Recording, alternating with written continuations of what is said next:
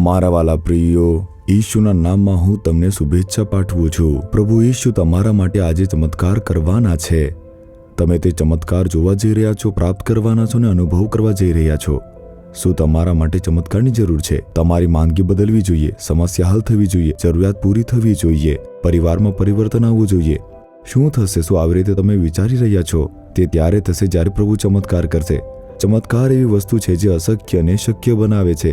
પ્રભુ શું કહી રહ્યા છે તે જુઓ। ગીતશાસ્ત્ર 103 તેની 3જી કલમમાં, એ તારા બધા પાપ માફ કરે છે અને તારા સર્વ રોગ મટાડે છે। તે પાપો માફ કરે છે, બીમારીઓને મટાડે છે। હમણાં તાજેતરના સમયમાં એક પરમેશ્વરના બાળક તે તેના પિતાની સાક્ષીને મને વહેંચી રહ્યા હતા। તે જ છે હિન્દુ પરિવારના હતા, ખૂબ જ ધર્મનિષ્ઠ હતા, પરંતુ એક એવી પરિસ્થિતિ આવી ગઈ કે જ્યાં ખ્રિસ્તી સ્ત્રી તેની સાથે તેને લગ્ન કરવા પડ્યા।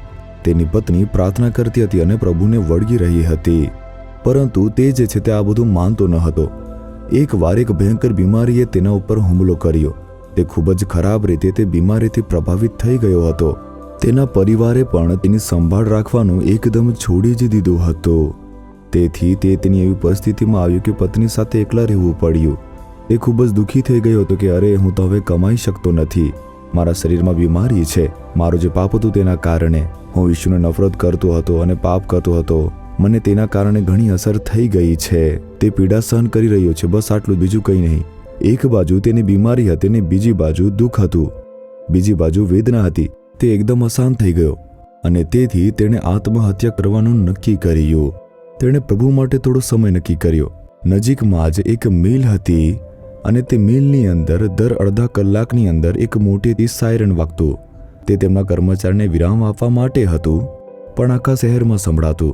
તેણે કહ્યું કે આગામી જે સાયરન આવે છે તેના પહેલા મારી સાથે એક અદ્ભુત ચમત્કાર થવો જોઈએ। જો તમે સાચા પ્રભુ છો તો મારા માટે એક અદ્ભુત ચમત્કાર કરો કહીને તેણે બાઇબલ ખોલ્યું અને મોટેથી તે પરમેશ્વર માટે ગીત ગાવા લાગ્યો। તેણે રૂમના દરવાજા બંધ કર્યા। શેના માટે? તે જેમ જેમ આત્મહત્યા કરવાની યોજના બનાવતો તેમ તેણે છતના જે પાટિયા હતા તેના પર દોરડું તૈયાર લટકાવી દીધું હતું। પછી પ્રભુ માટે સમય નક્કી કર્યો। આગામી સાયરન આવે તે પહેલા તમારે મારા માટે ચમત્કાર કરવો જોઈએ, મારે તમને મળવું જોઈએ, નહીંતર હું આ પીડાને સહન કરી શકતો નથી અને તેના લીધે હું આત્મહત્યા કરી નાખીશ। તેણે આટલું કહીને મોટેથી ગીત ગાવાનું શરૂ કર્યું। બહાર રહેલી તેની પત્ની ખુશ થઈ। તે ખૂબ જ ખુશ થઈને કે પતિ પસ્તાવો કરી રહ્યો છે અને તે પ્રભુ માટે ગીત ગાય છે, પરંતુ તે છેલ્લી તક તરીકે ગીત ગાતો હતો। પરંતુ જેમ જેમ તેણે ગીત ગાયું, સાયરન વાગ્યો અને સમય નીકળી ગયો। એટલે મિનિટ અને ટીક ટીક કરતા સમય નીકળતો હતો અને પ્રભુને આપેલો સમય તે પૂરો થઈ ગયો। તે એક સ્ટૂલ પર ચડી ગયો, તેના ગળામાં તેણે દોરડું બાંધ્યું અને સ્ટૂલને લાત મારીને દૂર કરીને તે ત્યાં લટકતો રહ્યો। પછી અચાનક જ દોરડું તે કપાઈ ગયું અને તે નીચે પડી ગયો। તે નીચે પડ્યો હતો ત્યારે પણ એક હાથ તેને સ્પર્શ કર્યો। જ્યારે તેણે હાથને તેની સામે આવતો જોયો ત્યારે તે લોહીથી ખરડાયેલો હતો। તે હાથ ખૂબ જ ઘાયલ થયેલો હતો અને આખું લોહી વહી રહ્યું હતું। ઈશુએ પોતે મને સ્પર્શ કર્યો આમ કહ્યું। તે હાથ સ્પર્શતાની સાથે જ બીમારી દૂર થઈ। પ્રભુએ તે જ શબ્દો કહ્યા, મેં તારા પાપો માફ કર્યા છે, મેં તારી બીમારી મટાડી છે। બસ તેમણે આટલું જ કહ્યું। બીમારી ગઈ, સંપૂર્ણપણે સાજાપણું। તેના ગળામાં જે દોરડો હતો તે કાપેલો દોરડો હજુ પણ ઉપર લટકતો હતો। પ્રભુએ પોતે તેને બચાવવા તેને કાપી નાખ્યો। તેણે તેમના ઘાયલ હાથથી તેને સ્પર્શ કર્યો। આ વ્યક્તિને સ્પર્શનો અનુભવ થયો। તે રૂમમાંથી દોડી ગયો અને કહ્યું કે મેં ઈશુને જોયું છે, ઈશુએ પોતે મને સ્પર્શ કર્યો છે, તેણે મારા પાપો માફ કર્યા, મારી બીમારી મટાડી છે। એક ચમત્કારિક પરિવર્તન। તે ઈશુનો સેવક બની ગયો અને તેમની સેવા કરી રહ્યો છે। તેના સેવા કાર્ય દ્વારા હજારો લોકો બચી ગયા, સાજા થયા અને મુક્ત થયા છે, છુટકારો મળ્યો છે। શું તમે તે જોયું છે? તમે જુઓ, ઈશુ તે આપણા પાપોને માફ કરે છે અને બીમારીઓને મટાડે છે। તમારા જીવનમાં પણ શું કોઈ પાપ છે જે તમારા અંતરાત્માને સતત ડંખે છે?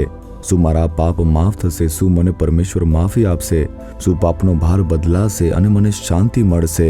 ઈશુએ તમારા પાપ વધસ્તંભ પર ઉઠાવ્યા। શું તે બીમારી મટાડી શકે છે? તેમના ઘાથી તમને સાજાપણું મળશે।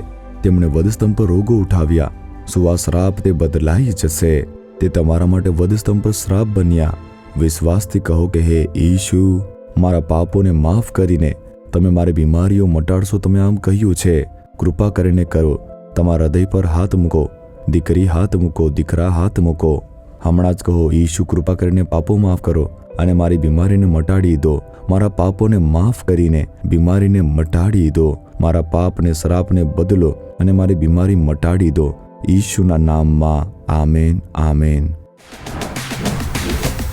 જીસસ રીડીમ્સ ગુજરાતી યુટ્યુબ ચેનલને સબસ્ક્રાઇબ કરો. દરેક નવા કાર્યક્રમની માહિતી મેળવવા માટે બેલ આઇકન પર ક્લિક કરો.